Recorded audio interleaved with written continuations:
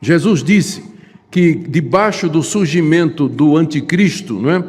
E ele estava se referindo à queda de Jerusalém, que aquilo ali seria uma tribulação como nunca houve igual no mundo. Vamos voltar lá para Marcos, capítulo 13, para a gente não perder o fio da meada.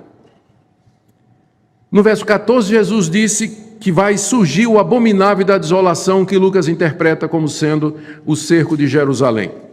Aí Jesus diz, no final do verso 14, fujam para os montes. Quem estiver em cima no eirado, não desça nem entre para tirar da sua casa. Quem estiver do campo, não volte. Ai das grávidas, verso 18. Orai para que isso não aconteça no inverno. Aí Jesus diz no verso 29. Porque aqueles dias, que são os dias em que a abominação da desolação vai surgir, aqueles dias, e ele está se referindo então ao cerco de Jerusalém, serão de tamanha tribulação como nunca houve desde o princípio do mundo que Deus criou até agora e nunca jamais haverá. Se Deus não tivesse abreviado aqueles dias, ninguém se salvaria, mas por causa dos eleitos que escolheu, abreviou tais dias. A interpretação natural disso aqui é que Jesus estava falando daquelas dias em que Jerusalém fosse cercada. Seria dia de grande tribulação. Quando vissem os exércitos romanos chegando, os cristãos deveriam fugir para os montes, porque Israel não ia ganhar aquela guerra. Eles iam ser esmagados, né? Jesus está dizendo aqui, fujam. Você viu o exército romano? Fuja, porque é o abominável da desolação. Não vai ter escape, não. Quem deixou capa, deixa mesmo. Coitada das grávidas, vai ser difícil fugir naquele dia. Orem a Deus para que isso não aconteça no inverno, quando a fuga é mais difícil, né? E nem no dia de sábado, que é onde vocês, segundo o costume, o judeu, né, costumava descansar, né? Então, fujam, porque a coisa vai ficar grande, porque vai ser uma tribulação como nunca houve no mundo. E, de fato, quem assistiu à primeira palestra que eu dei sobre isso, no domingo anterior, você lembra que eu li o que Flávio Josefo escreveu sobre como foi a destruição de Jerusalém pelos soldados romanos. Mataram velhos, crianças, tocaram fogo no templo, foi uma chacina, foi uma mortandade. Calcula-se que 500 mil de pessoas morreu ali, chacinada pelos exércitos romanos, que não tiveram piedade nenhuma. Agora, com certeza, eu estou lendo aí o item 2, não é? Do primeiro parágrafo, com certeza não houve nada igual antes com os judeus. Mas houve coisa igual ou pior depois, por exemplo, sobre Hitler. Cerca de 5 a 6 milhões de judeus foram exterminados no Holocausto, cruelmente assassinados nos campos de Auschwitz, Mauthausen e Dachau. Então, quando Jesus disse, nunca haverá uma tribulação igual a essa, a gente pergunta, mas e o Holocausto, por exemplo, onde um número muito maior de judeus foi assassinado brutalmente, não é? Superando o massacre em Jerusalém no ano 70. Daí que a gente vê que Jesus não está falando só do cerco de Jerusalém, da destruição de Jerusalém do ano 70, ele está falando de um outro período mais para frente, que vai ser o período da terceira manifestação do anticristo, isso que nós chamamos da grande tribulação e que está ainda diante de nós. Outra prova do que eu estou dizendo, volte ao texto comigo.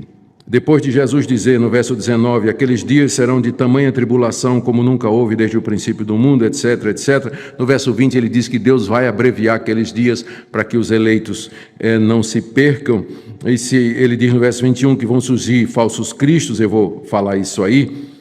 Verso 21 e 22, ele diz, verso 23, estáis vós de sobreaviso. Aí no verso 24, presta atenção agora, verso 24 ele diz, mas naqueles dias, nos dias dessa grande tribulação, após a referida tribulação, o sol escurecerá, a lua não dará sua claridade, as estrelas cairão do firmamento, os poderes do céu serão abalados, então verão o Filho do Homem vir nas nuvens com grande poder e glória. Então é claro que isso aqui não se cumpriu na destruição de Jerusalém, certo? Jesus não veio depois da destruição de Jerusalém. Então é óbvio que Jesus então está falando ainda de um evento futuro. Lembra da montanha? Parece que ele está falando uma coisa só, mas quando você olha da perspectiva da história, você percebe que são três coisas: Antíoco Epifânio, o general Tito e agora essa figura sinistra que haverá de se levantar, chamada de o Anticristo, para um momento de grande sofrimento no mundo, como nunca houve e não haverá, e que terminará com a vinda de Jesus Cristo. Veja como ele diz: logo depois, após a referida tribulação, o Filho do Homem virá. Então, Cristo virá no final desse período que nós chamamos de a grande tribulação e que ainda é futuro. Ainda é futuro. Então, eu espero que tenha ficado clara, a conclusão está aí no final da tela. Portanto, há ainda um terceiro cumprimento dessa profecia, ainda futuro, que é o surgimento do anticristo na grande tribulação. Mas não foi só Jesus que falou do anticristo. O anticristo é pessoal, como Antíoco Epifânio era, como o general Tito foi. O anticristo é pessoal, ele representa um poder.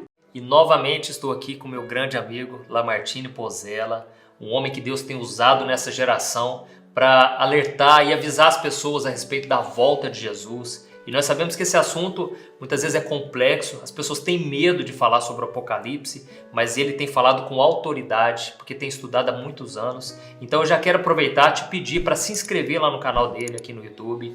Clica aqui no link, eu vou colocar aqui embaixo na descrição desse vídeo. Siga ele também no Instagram, porque eu tenho certeza que vai te ajudar muito. E aqui no canal eu sempre busco trazer um conteúdo para te fortalecer na fé, para te ajudar, para você crescer espiritualmente. E hoje nós vamos falar a respeito do anticristo.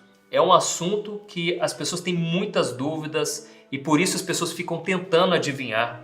O tempo inteiro. Exatamente. Teve uma época que eu lembro, as pessoas falavam muito sobre o Papa. Não, o Papa vai ser o anticristo, né? Para muitas pessoas era um absurdo, porque ver assim, uma pessoa muito boa, né? Uma pessoa que só faz o bem, mas as pessoas tinham seus argumentos, né? E quando você vai vendo esses vídeos, você vai ficando convencido que é aquela pessoa. E recentemente, né? Aliás, teve há um tempo atrás o Obama, as pessoas diziam que o Obama era o anticristo, né? E tinha todo, né? Parece que as peças vão se encaixando e você vai tendo certeza, não, é o anticristo. E aí depois veio o Macron, que é o presidente da França, né? E as pessoas, com todos os argumentos, diziam que era ele. E o que você acha, né? Na sua opinião? Tem alguém em vista que você supõe? Às vezes não é nenhum desses três, né? Não, o que você tem a dizer? Olha, Júnior, primeira coisa que a gente tem que entender, quem vai ser o anticristo? O anticristo, a palavra anticristo, ela tem dois significados. Uma é alguém que é contra, né? Certo. Mas também significa alguém que está no lugar de. A preposição anti no grego significa tanto no lugar de, mas também significa contra. Cristo, a palavra Cristo significa ungido, o rei. O Messias no hebraico, no Velho Testamento, e Cristo no Novo Testamento. Portanto, o anticristo, ele não vai ser um líder religioso só. Ele vai ser um líder político. Entendi. Na minha opinião, o anticristo não pode ser um papa. Se um papa ou qualquer outro líder religioso for o anticristo, for dessa trindade satânica, seria o falso profeta. Porque Satanás, ele representa o Pai, ele é o anti-Deus. O falso profeta é o anti-Espírito Santo. E o anticristo é o anti-Jesus, que é o rei dos reis. Porque Jesus vai governar no mundo. Então ele é um líder político. Então, na minha opinião, não pode ser um papa. Agora, como é que a gente vai saber quem é? A Bíblia diz que na hora que ele aparecer, ele vai ser revelado. Mas como que vai ser essa revelação? É muito simples. Vai haver um acordo de paz. Desculpa só tocar num assunto aqui, né? Porque a Bíblia também fala do espírito do anticristo, né? Que eu creio que é o que já está sobre a humanidade. Isso, eu falo sobre isso depois. Tá o certo. espírito do anticristo está desde a época que Jesus veio. Ele já operava lá. É um espírito contrário a tudo que Jesus prega. Então você percebe, hoje o mundo odeia. Você pode falar de Deus que ninguém fica indignado. Mas você falar de Jesus, nos Estados Unidos, por exemplo, você não pode mais falar Merry Christmas, que significa Feliz Natal. É politicamente incorreto. Você tem que falar Boas Festas. Olha isso. Então, o espírito do anticristo é uma coisa. É algo invisível, que governa o mundo, influencia. Contra a vontade de Deus, contra Jesus. O anticristo é um homem que vai incorporar isso tudo. Aliás, ele vai literalmente incorporar Satanás. A Bíblia diz que quando ele receber aquela ferida mortal na cabeça, que ele vai aparentemente morrer, quem vai entrar é o diabo, próprio Satanás. Mas como que a gente vai saber que a hora dele chegou? A Bíblia diz que ele vai ser revelado. Como ele vai ser revelado? Lá em Daniel capítulo 9, neste capítulo fala dele. E fala que ele vai fazer um acordo, uma aliança com muitos, por 7 anos. Lá no caso é dias, mas ali um dia representa um ano. Então são 7 anos. O que vai acontecer? Que acordo de paz é esse? Nós estamos vivendo num mundo, qual que é o principal motivo de guerra mundial? É judeu contra muçulmano. Isso. E os cristãos ficam no meio dessa história, às vezes apoiam um lado, às vezes apoiam o outro. Ele vai fazer um acordo de paz por 7 anos, que na minha opinião vai ser o seguinte: o que Israel quer? Ser reconhecido como nação pelos árabes. O que os árabes querem? Eles querem parte de Jerusalém para ser a capital deles. E querem mais do que isso. Eles querem os territórios ocupados da Judéia, que fica em torno de Jerusalém. Hoje, esse território está cheio de judeus, tem mais de 500 mil judeus. E os árabes estão dizendo, esse território é nosso, nós queremos. Eu creio que o anticristo vai fazer o seguinte: olha, vamos fazer um acordo? Eu deixo vocês ficarem com esses territórios na Judéia, só que você não vai tirar o meu povo de lá, vocês vão conviver bem. E tem lugares em Israel que as pessoas convivem. Jerusalém tem cristão, tem armênio, tem muçulmano e tem judeu. Então, Antônio Júnior, Israel cede parte de Jerusalém e cede os territórios ocupados. Os árabes vão ceder parte do Monte Moriá, porque hoje já existem estudos arqueológicos que provam que o templo não estava onde está o chamado Domo da Rocha.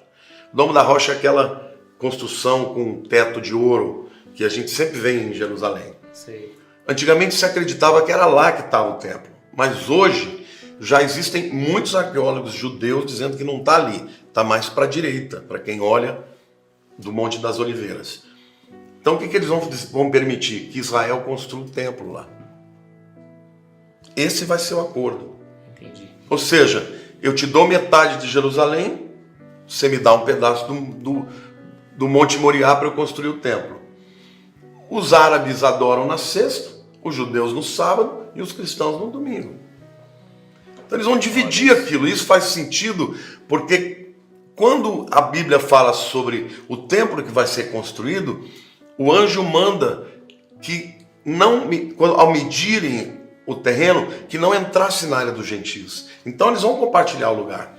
Então aparentemente o mundo vai dizer, olha que legal, esse homem que provocou essa paz, ele é o Salvador.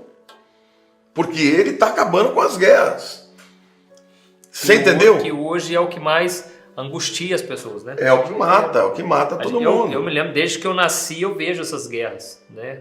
E não é só entre judeus e árabes, porque eles também têm parceiros. Por exemplo, os Estados Unidos estão ligados a judeus, mas a Rússia está ligada aos árabes. A ONU inteira apoia os árabes. Então, esse cara, na minha opinião, vai ser o presidente da ONU. Você falou de Obama, pode ser que ele seja. Ele não é mais presidente dos Estados Unidos, mas ele pode virar um secretário-geral da ONU. Ele